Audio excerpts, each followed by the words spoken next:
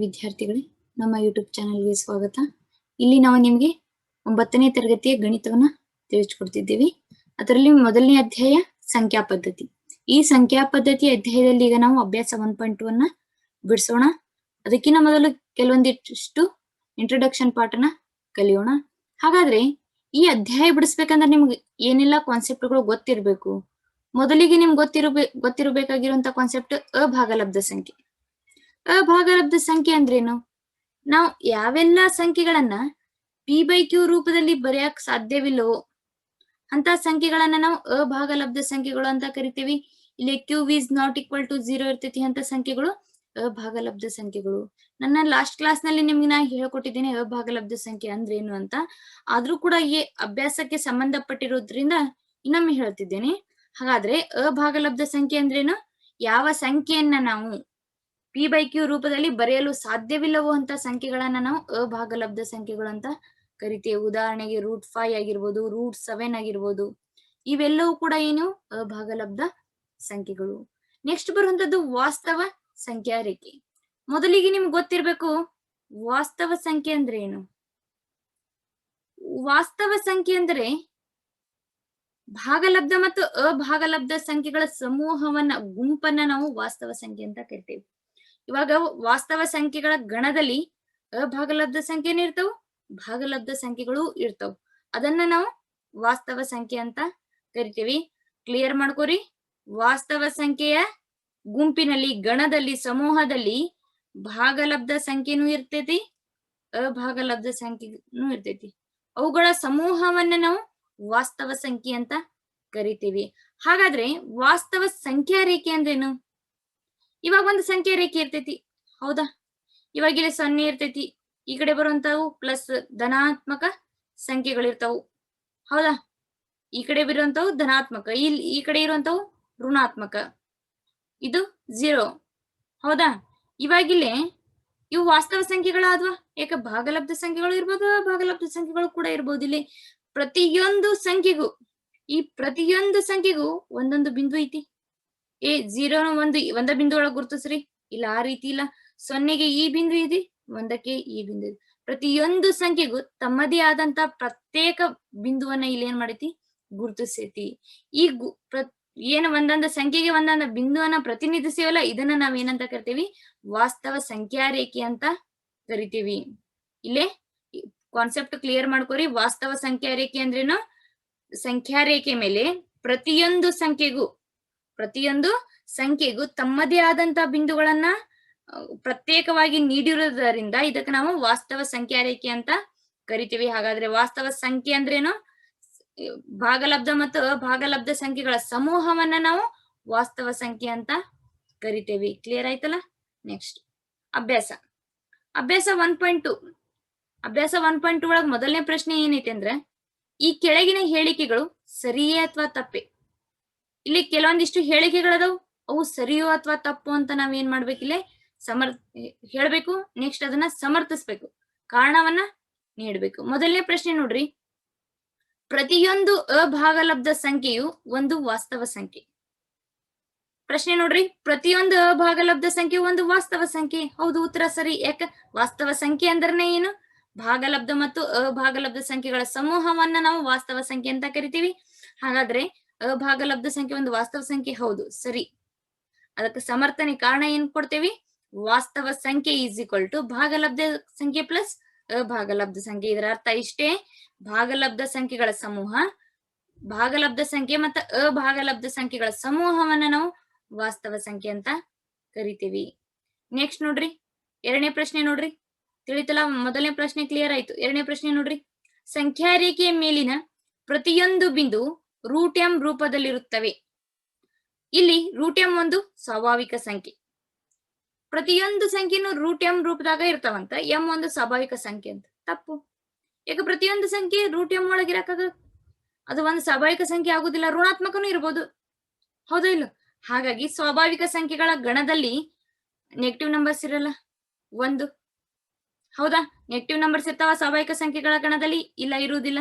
ಪೂರ್ಣಾಂಕಗಳು ಕೂಡ ಇರುವುದಿಲ್ಲ ಸ್ವಾಭಾವಿಕ ಸಂಖ್ಯೆ ಗಣದಲ್ಲಿ. ಎರಡು ಒಂದೇ, ನೆಗೆಟಿವ್ ನಂಬರ್ಸ್ ಒಂದೇ, ಪೂರ್ಣಾಂಕಗಳು ಒಂದೇ. ಯಾಕ ಪೂರ್ಣಾಂಕಗಳ ಗಣದಲ್ಲಿನ ನೆಗೆಟಿವ್ ನಂಬರ್ಸ್ ಬರ್ತಾವು. ಹಾಗಾಗಿ ಸ್ವಾಭಾವಿಕ ಸಂಖ್ಯೆ ಒಳಗ ಋಣ ಸಂಖ್ಯೆಗಳು ಇರುವುದಿಲ್ಲ.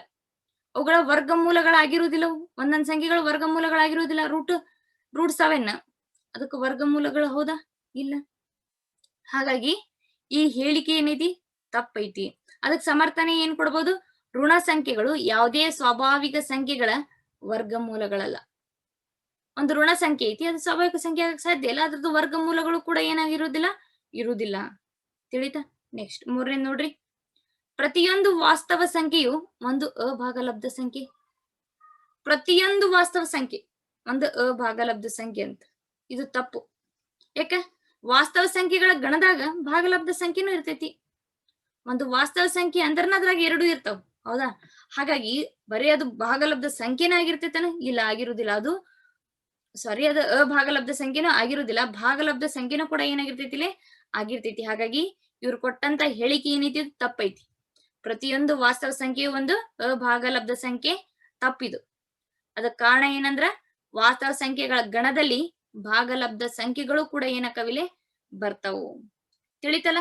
ನೆಕ್ಸ್ಟ್ ಇಲ್ಲಿ ನೋಡ್ರಿ, ಎಲ್ಲಾ ಧನ ಪೂರ್ಣಾಂಕಗಳ ವರ್ಗಗಳ ಮೂಲಗಳು ಅಭಾಗಲಬ್ಧಗಳೇ. ಎಲ್ಲಾ ಧನ ಪೂರ್ಣಾಂಕಗಳ ವರ್ಗ ಮೂಲಗಳು ಅಭಾಗಲಬ್ಧಗಳೇ. ಅಲ್ಲದಿದ್ದರೆ ಒಂದು ಸಂಖ್ಯೆಯ ವರ್ಗಮೂಲವು ಭಾಗಲಬ್ಧ ಸಂಖ್ಯೆಯಾಗಿರುವ ಒಂದು ಉದಾಹರಣೆಯನ್ನ ಕೊಡಿ. ನೋಡ್ರಿಲಿ, ಎಲ್ಲಾ ಧನ ಪೂರ್ಣಾಂಕಗಳ ವರ್ಗಮೂಲಗಳು ಅಭಾಗಲಬ್ಧಗಳಾಗಿರ್ತಾವ? ಇಲ್ಲ, ಆಗಿರುವುದಿಲ್ಲ. ಅವು ಸಾಧ್ಯನಿಲ್ಲ. ಅಭಾಗಲಬ್ಧಗಳಾಗಕ್ಕಿಲ್ಲೇನಿಲ್ಲ, ಸಾಧ್ಯ ಇಲ್ಲ. ಹಾಗಾಗಿ ಎಲ್ಲಾ ಧನ ಪೂರ್ಣಾಂಕಗಳ ವರ್ಗಮೂಲಗಳು ಅಭಾಗಲಬ್ಧಗಳಲ್ಲ ಅಂತ ನಾವಿಲ್ಲಿ ಏನ್ ಮಾಡ್ಬೇಕು? ಹೇಳಿಕೆಯನ್ನ ಕೊಡ್ಬೇಕು. ಮೊದಲಿಗೆ ಪ್ರಶ್ನೆಯನ್ನ ಅರ್ಥ ಮಾಡ್ಕೊರಿ. ಎಲ್ಲಾ ಧನ ಪೂರ್ಣಾಂಕಗಳ ವರ್ಗಮೂಲಗಳು ಅಭಾಗಲಬ್ಧಗಳೇ ಅಲ್ಲ. ಹೌದಾ? ಅಲ್ಲದಿದ್ದರೆ ಒಂದು ಸಂಖ್ಯೆಯ ವರ್ಗಮೂಲವು ಭಾಗಲಬ್ಧ ಸಂಖ್ಯೆಯಾಗಿರೋ ಒಂದು ಉದಾಹರಣೆ ಕೊಡ್ಬೇಕು. ಈಗ ಒಂದು ಉದಾಹರಣೆಯನ್ನ ತಗೊಳೋಣ. √25. ಆನ್ಸರ್ ಏನು? 5. 5 ಒಂದು ಭಾಗಲಬ್ಧ ಸಂಖ್ಯೆ. ಹೌದಾ? ಇಲ್ಲಿ 5 ಒಂದು ಏನಿಲ್ಲ? ಭಾಗಲಬ್ಧ ಸಂಖ್ಯೆ. ಯಾಕ? 5 ಕೆಳಗ್ ಛೇದ ಏನಿರ್ತೈತಿ? 1 ಇರ್ತ. ಅದನ್ನ p/q ರೂಪದಲ್ಲಿ ಬರಿಬಹುದು ನಾವು. ಹಾಗಾಗಿ ಇದು ಒಂದು ಭಾಗಲಬ್ಧ ಸಂಖ್ಯೆ. ಇನ್ನೊಂದು ಉದಾಹರಣೆಯನ್ನ ತಗೋರಿ. √49 ಆನ್ಸರ್ ಏನು? 7. 7 49. ಹಾಗಾಗಿ 7 ಕೂಡ ಒಂದು ಭಾಗಲಬ್ಧ ಸಂಖ್ಯೆ. 7 ಕೂಡ ಒಂದು ಭಾಗಲಬ್ಧ ಸಂಖ್ಯೆ ಅಂತ ನಾವೇನ್ ಮಾಡ್ಬೋದು? ಇಲ್ಲಿ ಹೇಳ್ಬೋದು. ಕಾನ್ಸೆಪ್ಟ್ ಕ್ಲಿಯರ್ ಆಯ್ತಲ್ಲ? ನೆಕ್ಸ್ಟ್ ಇಲ್ಲಿ ನೋಡ್ರಿ, 3ನೇ ಪ್ರಶ್ನೆ. ನಿಮ್ಮ ಅಭ್ಯಾಸದಲ್ಲಿನ 3ನೇ ಪ್ರಶ್ನೆ. √5 ಅನ್ನು ಸಂಖ್ಯಾರೇಖೆಯ ಮೇಲೆ ಹೇಗೆ ಪ್ರತಿನಿಧಿಸಬಹುದು? √5 ಅನ್ನ ಸಂಖ್ಯಾರೇಖೆಯ ಮೇಲೆ ಹೇಗೆ ಪ್ರತಿನಿಧಿಸಬಹುದು ಅನ್ನೋದನ್ನ ನಾವಿಲ್ಲಿ ಏನ್ ಮಾಡ್ಬೇಕು? ತೋರಿಸ್ಬೇಕು. ಈಗ √4 ವ್ಯಾಲ್ಯೂ ಏನಿರ್ತೈತಪ್ಪ? 2 ಇರ್ತೈತಿ. ಅದನ್ನ ಸಂಖ್ಯಾರೇಖೆಯ ಮೇಲೆ ನಾವೇನ್ ಮಾಡ್ಬೋದು? ಇದು 0, 1, 2 ಅಂತ ಸೂಚಿಸ್ಬಿಡ್ಬೋದು. ಹೌದಾ? ಆದ್ರೆ ಇಲ್ಲಿ √5 ಐತಿ. ಅದನ್ನ ಸಂಖ್ಯಾರೇಖೆ ಮೇಲೆ ನಾವು ಯಾವ ರೀತಿ ಸೂಚಿಸ್ಬೇಕು? ಮೊದಲಿಗೆ ನೀವು ಇಲ್ಲಿ ಪೈಥಾಗೋರಸ್ ಪ್ರಮೇಯ ನಿಮ್ಗೆ ಗೊತ್ತಿರ್ಬೇಕು. ಪೈಥಾಗೋರಸ್ ಪ್ರಮೇಯ ಏನ್ ಹೇಳ್ತೈತಿ? ಒಂದು ಲಂಬಕೋನ ತ್ರಿಭುಜದ ವಿಕರ್ಣದ ಮೇಲಿನ ವರ್ಗವು ಉಳಿದೆರಡು ಬಾಹುಗಳ ವರ್ಗಗಳ ಮೊತ್ತಕ್ಕೆ ಸಮವಿರ್ತ. ಮೊದಲಿಗೆ ಒಂದು ಲಂಬಕೋನ ತ್ರಿಭುಜ. ಇದು ಒಂದು ಲಂಬಕೋನ ತ್ರಿಭುಜ ಎ ಬಿ ಸಿ. ಇದು ವಿಕರ್ಣ. ಹೌದಾ? ಈ ಎರಡೂ ಬಾಹುಗಳ ವರ್ಗಗಳ ಮೊತ್ತಕ್ಕ ಒಂದು ವಿಕರ್ಣ ಸಮ ಇರ್ತೈತಿ. ತಿಳಿಯತೈತಿಲ್ಲ? ಈ ಉಳಿದೆರಡು ಬಾಹುಗಳ ವರ್ಗಗಳ ಮೊತ್ತಕ್ಕ ವಿಕರ್ಣ ಏನಾಗಿರ್ತೈತಿ? ಸಮ ಆಗಿರ್ತೈತಿ. ಹಾಗಾದ್ರೆ ಇದ್ರ ಡೆಫಿನಿಷನ್ ಅನ್ನ ನಾವು ಯಾವ ರೀತಿ ಬರಿಬಹುದು ಅಂದ್ರೆ, AB² = AC² + BC². ಇದು ಪೈಥಾಗೋರಸ್ನ ನಿಯಮ, ಪೈಥಾಗೋರಸ್ನ ಪ್ರಮೇಯ. ಒಂದು ಲಂಬಕೋನ ತ್ರಿಭುಜದಲ್ಲಿ, ಇದು ಲಂಬಕೋನ ತ್ರಿಭುಜನ. ಯಾಕೆ? ಇಲ್ಲಿ ಕೋನ ಎಷ್ಟೈತಿ? 90 ಡಿಗ್ರಿ ಐತಿ. ಒಂದು ಲಂಬಕೋನ ತ್ರಿಭುಜದಲ್ಲಿ ವಿಕರ್ಣದ ಮೇಲಿನ ವರ್ಗವು ಉಳಿದೆರಡು ಬಾಹುಗಳ ವರ್ಗಗಳ ಮೊತ್ತಕ್ಕೆ ಸಮವಾಗಿರುತ್ತದೆ. ಹಾಗಾದ್ರೆ ಇಲ್ಲಿ √5 ಐತಿ. 4 ನೋಡ್ರಿ, 4ರದ 2 ಆಗುತ್ತಲ್ಲ. ಹಾಗಾಗಿ ಇಲ್ಲಿ 2 ತಗೋಬೇಕು. ಇಲ್ಲಿಂದನೂ ಕೂಡ ನಾವ್ ಏನ್ ಮಾಡ್ಬೋದು? 2ಅನ್ನ ತಗೋಬಹುದು. ಇಲ್ಲೇ 0 to 2 ತಗೊಂಡ್ವಿ. ಇಲ್ಲಿಂದ 1. ಇವಾಗ ಇಲ್ಲಿ ಪೈಥಾಗೋರಸ್ ಪ್ರಮೇಯವನ್ನ ಯೂಸ್ ಮಾಡ್ತೇವೆ ನಾವು. ಇಲ್ಲಿ O A B ಅಂತ ತಗೊಂಡಿವಿ. ಇಲ್ಲಿ ಏನ್ ಮಾಡಿವಿ? ಓ ಎ ಬಿ ಅಂತ ತಗೊಂಡಿವಿ. ಹಾಗಾದ್ರೆ ಇಲ್ಲಿ ವಿಕರ್ಣ ಏನಾಗುತ್ತ ಒ ಬಿ ಸ್ಕ್ವೇರ್ ಆಗುತ್ತ. O B square is equal to A B square plus O A square. ಅರ್ಥ ಮಾಡ್ಕೋರಿ, ಇದು ವಿಕರ್ಣ. O B square is equal to A B square plus O A square. ಹೌದಾ? ಇವಾಗ ಎ ಬಿ ಸ್ಕ್ವೇರ್ ಎಷ್ಟೈತಿ ನಮ್ದು? 1 ಐತಿ. ಇಲ್ಲಿ ಬಿ ಎಷ್ಟೈತಿ? 1 ಐತಿ. ಪ್ಲಸ್ ಇದು ಎಷ್ಟೈತಿ? ಓ ಎ ಸ್ಕ್ವೇರ್ 2 ಐತಿ. ಇದನ್ನ ಸ್ಕ್ವೇರ್ ಮಾಡ್ಕೊಂತೀವಿ. ಹೌದಾ? ಒಂದನ್ನ 2 ಸಲ ಗುಣಿಸಿದ್ರ 1, ಎರಡನ್ನ 2 ಸಲ ಗುಣಿಸಿದ್ರ 4, 4 1 5. ಇಲ್ಲಿ ಏನ್ ಸಿಕ್ತು ನಮ್ಗ? ಒ ಬಿ ಸ್ಕ್ವೇರ್ ಸಿಕ್ತು ನಮ್ಗೆ. ಏನ್ ಸಿಕ್ತು?